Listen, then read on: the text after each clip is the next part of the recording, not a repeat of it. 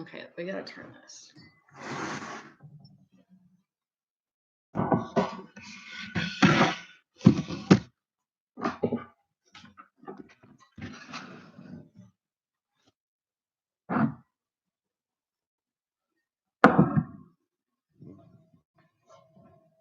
Okay, much better.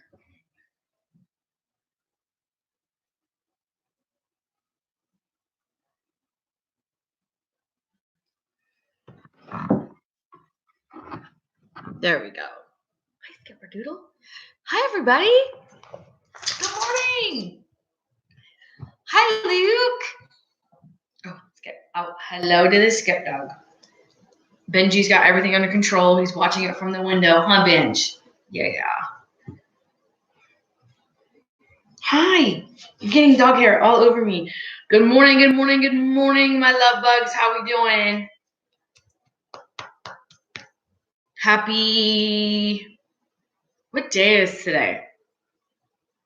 Tuesday? Is today Tuesday? Yeah. Happy Tuesday, everybody. Day 4 of On the Couch with Miss Cunningham. We are going to read a couple chapters today. It's going to be awesome. I have read a little bit. Oh, rattlesnakes. Lena, do you have your tea? Are you all ready to go for our book reading? That's not it. This is it. Did you want to read the book today? Skipper. I missed you guys. I am going cray-cray, being at home, not interacting with you guys, not being social. Miss Cunningham's going cuckoo. But I'm just super glad I get to interact with you guys on here. I feel like we should download the Zoom app and try to connect so we can like talk and stuff with each other. Look at Skip. He's funny. All right, who else? Let's see. Olivia should be on here pretty soon. I was thinking Cooper was going to be on here too, because he talked to me this morning that he was going to be on here. So we'll give everyone a couple minutes. What are you guys doing to stay busy? What are you doing? I know you're doing schoolwork, which is good. Practicing your multiplication facts, stretching your brain, doing some art stuff, reading, being kind, right? To your parents and to your siblings.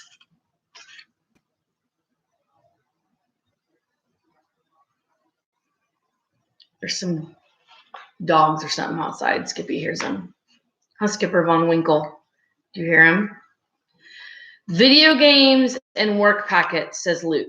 That's what he's doing. Great.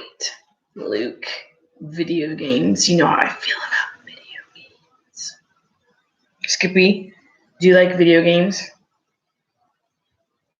Skippy says he doesn't like video games. Right? I asked Kaylee if she wanted to be on the live stream, and she said, no way, Jose. Playing with my dog. Luke, your dog is adorable. It's like a giant fluff ball. I have a feeling that Benji's going to be a giant fluff ball if we don't get him in soon. Oh, my lands. Huh.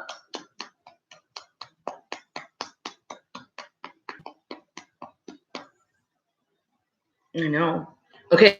Oh, there's Liv. Everyone say hi to Liv. She's here. Hi, Olivia. How are you doing? We were just talking about what people are doing to like stay busy. And Luke says that he's playing video games, doing his work packets, and playing with his dog.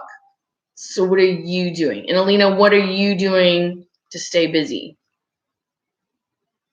Besides drinking tea and listening to me.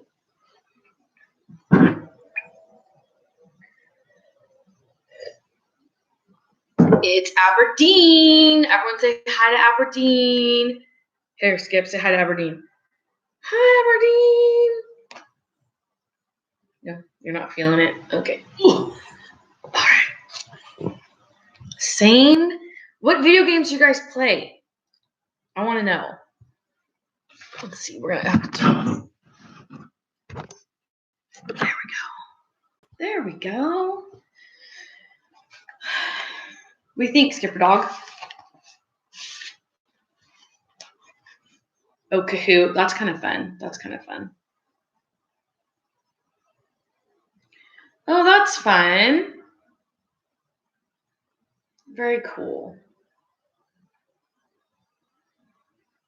All right, so Skippy's ready to read. You ready to read? And he just winked at me. I don't know if that is that good or bad. Okay, so when we left off, Sam met a human. Remember, he met that little old lady, and she said that she'd been coming up there for years, picking the strawberries and making jam and all that. And so as they were leaving, he heard some birds, and he looked up in the sky, and she said, "Those are falcons, and my man used to hunt them." And so Sam didn't want her to know that he kind of lived up there, and so he told her that he was going to go to the library. And so today you guys get to meet Frightful. Are you ready? Okay, here we go. You're so silly. On hawks and falcons, and she located a few. Although there was not much to be had on the subject, we worked all afternoon, and I learned enough. I departed when the library closed. Miss Turner whispered to me as I left. Okay, all right, let's get you all situated. Okay. She said, "Sam, you need a haircut." I hadn't seen myself in so long that this had not occurred to me. Gee, I don't have any scissors. She thought a minute, got out her library scissors, and sat me down on the back steps. She did a fine job, and I looked like any other boy who had played hard all day and who, with a little soap and water after supper, would be going off to bed in a regular house. I didn't get back to my tree that night. The May apples were ripe, and I stuffed on those as I went through the woods. They taste like a very sweet banana, are earthy and a little slippery, but I liked them. Can you imagine not seeing yourself for a month in a reflection? Think about how many times you see yourself in a reflection in a day, like in a mirror or in a screen, like on a phone or something. Isn't that interesting to think about how you wouldn't even, I don't know, it might be kind of nice. You wouldn't have to worry about what your hair looked like. That would be weird, right? Because think about how many times you get up in the morning, you look in the mirror, and you're like, wow. And then you get ready, and you comb your hair, and you brush your teeth, and then you look at yourself again before you leave. And then you look at yourself in the car before you get out. And then if you use the restroom at school, you always look in the mirror. But think about, there weren't any mirrors hanging out in the forest. So he hadn't seen himself, right?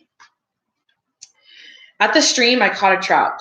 Everybody thinks a trout is hard to catch because of all the fancy gear and flies and lines sold for trout fishing. But honestly, they are easier to catch than any other fish. They have big mouths and snatch and swallow whole anything they see when they are hungry. With my wooden hook in its mouth, the trout was mine. The trouble is that trout are not hungry when most people have time to fish. I knew they were hungry that evening because the creek was swirling and minnows and everything else were jumping out of the water. When you see that, go fish. You'll get them. I made a fire on a flat boulder in the stream and cooked the trout. I did this so I could watch the sky. I wanted to see the falcon again. I also put the trout head on the hook and dropped it into the pool. A snapping turtle would view a trout head with relish. I waited for the falcon patiently. I didn't have to go anywhere. What are you doing? Quit. After an hour or so, I was rewarded. A slender speck came from the valley and glided above the stream. It was still far away when it folded its wings and bombed the earth. I watched. It arose, clumsy and big, carrying food, and winged back to the valley.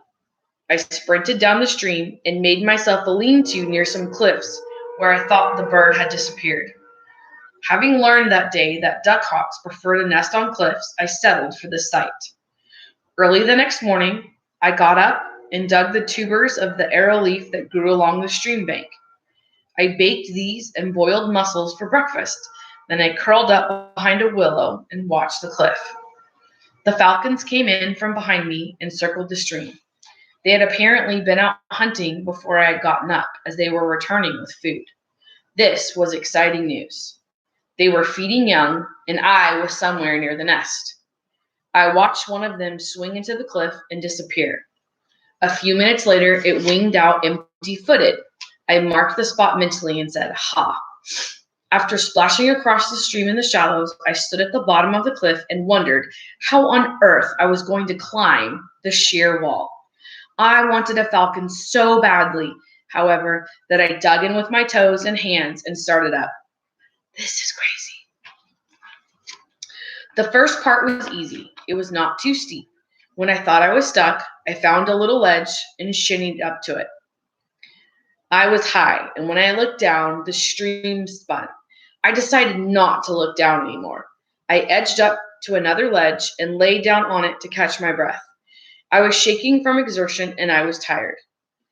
I looked up to see how much higher I had to go when my hand touched something moist. I pulled it back and saw that it was white. Bird droppings. Then I saw them. Almost where my hand had been sat 3 fuzzy, whitish-gray birds. Their wide-open mouths gave a startled look. "Oh, hello," I said. "You are cute." So he just climbed up a cliff and found a nest of peregrine falcons, wild birds. This sounds like a Luke and Mateo and Cooper adventure. When I spoke, all 3 blinked at once. All 3 heads turned and followed my hand as I swung it up and towards them. All 3 watched my hand with open mouths. They were marvelous. I chuckled, but I couldn't reach them. I wormed forward and wham! Something hit my shoulder. It pained. I turned my head to see the big female. She had hit me. She winged out, banked, and started back for another strike. Now I was scared, for I was sure she would cut me wide open. With sudden nerve, I stood up, stepped forward, and picked up the biggest of the nestlings. The females are bigger than the males. They are the falcons. They are the pride of kings. I tucked her in my sweater and leaned against the cliff, facing the bullet-like dive of the falcon. I threw out my foot as she struck, and the sole of my tennis shoe took the blow. The female was now gathering speed for another attack. And when I say speed, I mean 50 to 60 miles an hour. I could see myself battered and torn, laying in the valley below, and I said to myself, "Sam Gribley, you had better get down from here like a rabbit." I jumped to the ledge below, found it was really quite wide, slid on the seat of my pants to the next ledge, and stopped. The hawk apparently couldn't count. She did not know I had a youngster, for she checked her nest, saw the open mouths, and then she forgot me. I scrambled to the riverbed somehow, being very careful not to hurt the hot, fuzzy body that was against my own. However, Frightful, as I called her right then and there because of the difficulties we had in getting together, did not think so gently of me. She dug her talons into my skin to brace herself during the bumpy ride to the ground. I stumbled to the stream, placed her in a nest of buttercups, and dropped beside her. I fell asleep. When I awoke, my eyes opened to 2 gray eyes and white Strubly head. Small pin feathers were sticking out of the Strubly down like feathers in an Indian quiver. The big blue beak curled down into a snarl and up into a smile. "Oh, Frightful," I said, "you are a raving beauty." Frightful fluffed her nubby feathers and shook. I picked her up in the cup of my hands and held her under my chin. You see,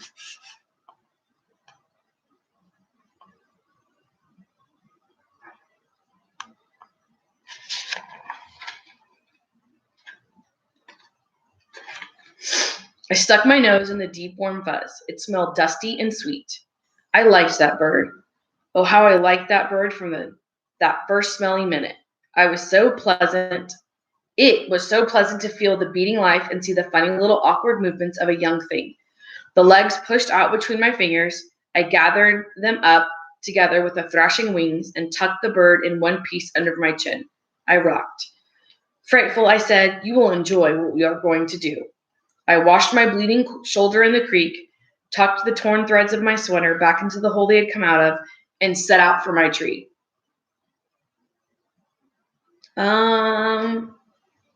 Crazy. So what do you think he's going to do with the falcon? Any ideas, Scott?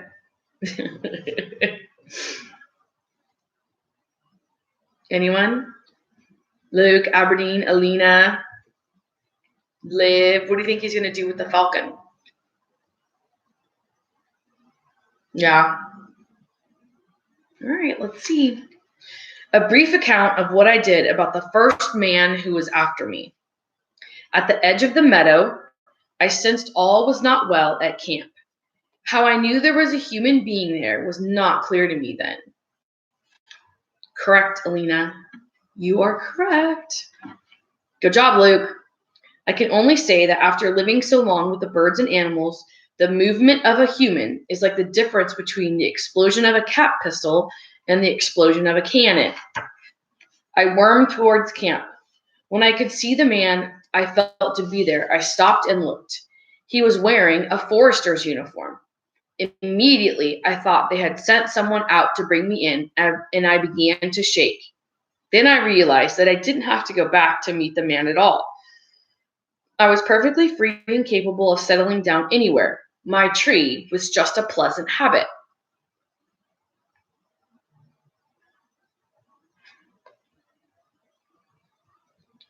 I picked a comfortable place just below the rim of the gorge where I could pop up every now and then and watch my tree. Here I dressed down the rabbit and fed Frightful some of the more savory bits from a young falcon's point of view. The liver, the heart, the brain. She ate in gulps. As I watched her swallow, I sensed a great pleasure. It is hard to explain my feelings at that moment. It seemed marvelous to see life plump through that strange little body of feathers.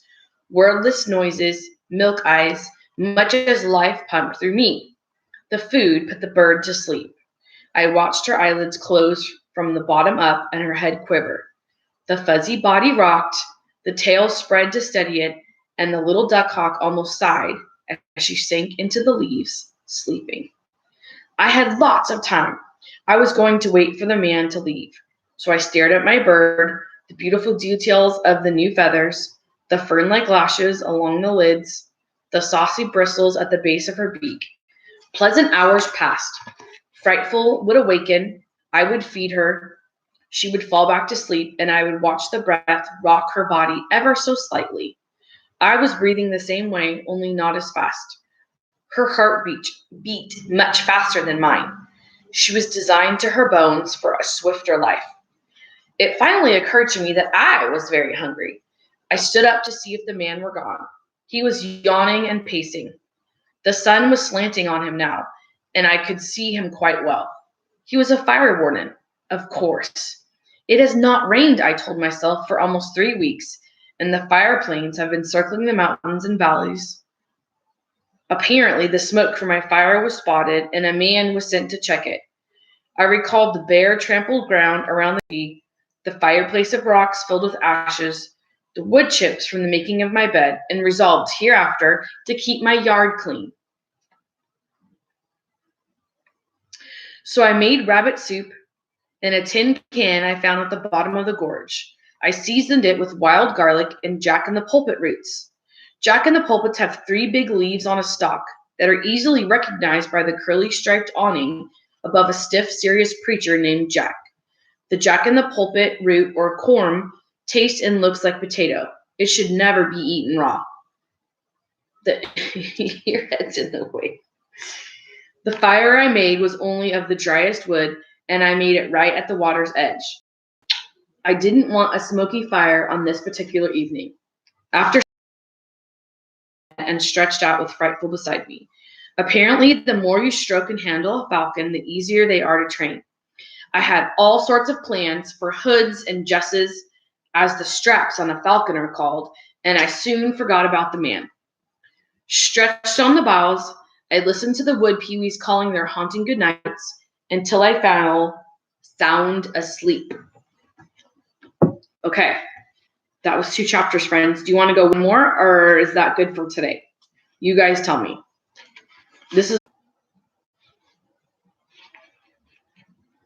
anyone? If you don't care, I'll read one more chapter, but if you're done, then I can stop. It's up to you guys. Because I have nowhere to be.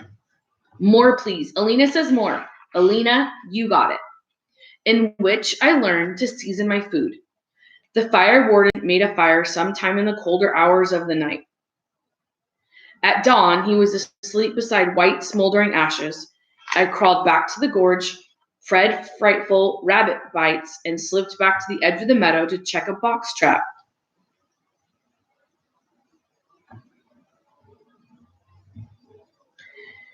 I made it by tying small sticks together like a log cabin. This trap was better than the snares or deadfalls. It had caught numerous rabbits, several squirrels, and a groundhog. I saw as I inched toward it that it was closed. The sight of a closed trap excites me to this day.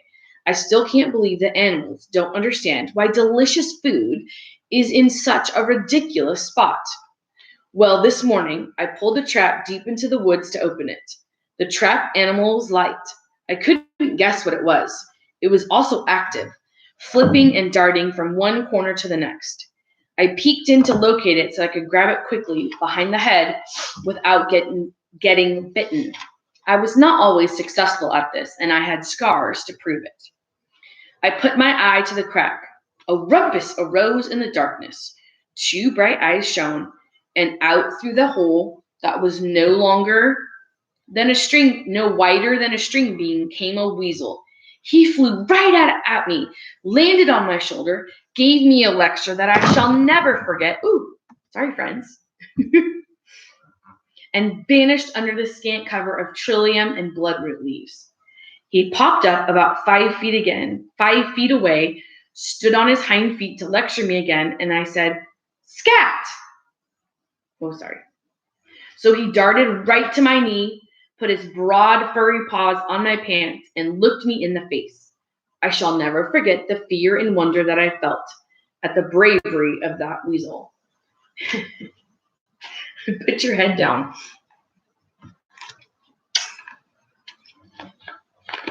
He stood his ground and berated me. Do you guys know what the word berated means? So, like, can you imagine this weasel standing his ground and, like, yelling at him? That'd be funny. He stood his ground and berated me. You need to feed your cat, Miss Sparkles. Your cat can wait 10 minutes. Aberdeen, you silly goose. I could see by the flashing of his eyes and the curl of his lip that he was furious at me for trapping him. He couldn't talk, but I knew what he meant. Wonder filled me as I realized he was absolutely unafraid. No other animal, as I knew, quite a few by now, had been so brave in my presence. Screaming, he jumped on me. This surprised and scared me. He leaped from my lap to my head, took a mouthful of hair, and rustled it. My goosebumps arose. I was too frightened to move. A good thing, too, because I guess he figured I was not going to fight back, and his scream of anger changed to a purr of peace. Still, I couldn't move. Presently, down he climbed as stately as royalty, and off he marched, never looking back. He sank beneath the leaves like a fish beneath the water, and not a stem rippled to mark his way. And so the Baron Weasel and I met for the first time, and it was the beginning of a wonderful but harassing friendship. Frightful had been watching all this. She was tense with fright. Although young and inexperienced, she knew an enemy when she saw one. I picked her up and whispered into her birdie-smelling neck feathers, "You wild ones know." Since I couldn't go home, I decided to spend the day in the marsh down the west side of the mountain. There were a lot of cattails and frogs there. Frightful balanced on my fist as we walked. She had learned that in the short span of one afternoon and a night, she's a very bright bird. On our way, we scared up a deer. It was a doe.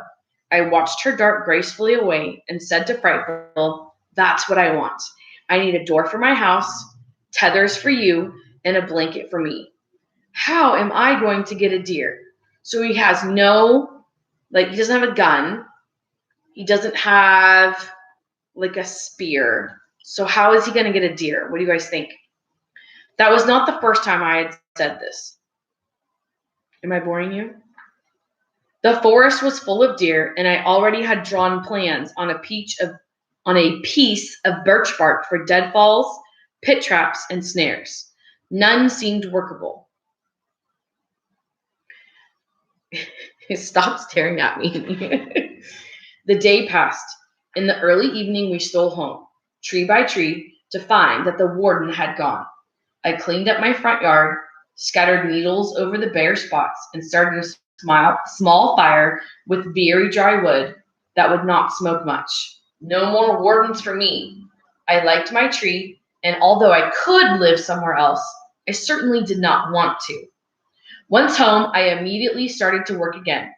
I had a device I wanted to try and put some hickory sticks in a tin can and set it to boiling while I fixed dinner. Before going to bed, I noted this on a piece of birch bark. This night, I am making salt. I know that people in the early days got along without it, but I think some of these wild foods would taste so much better with some flavoring. I understand that hickory sticks, boiled dry, leave a salty residue, and I am trying it. In the morning, I added, "It is quite true. The can is dry and thick with a black substance. It is very salty, and I tried it on frog's legs for breakfast. It is just what I have needed." And so I went into salt production for several days and chipped out a niche inside the tree in which to store it. That's it, folks. Okay, friends, have a super great Tuesday. Remember, the challenge is learn 3 things about your state that you didn't know before. Okay? And then you can post them in the comments on Class Dojo. You can message me the 3 things. It's up to you. All right? I love you. I miss you. And we'll see you soon.